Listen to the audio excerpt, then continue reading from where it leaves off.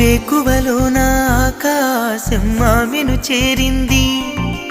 ఓ క్షణమైన అదరాల రంగుని ఇమ్మంది. వేసవి పాపం చదివేసి ఆమెను వేడి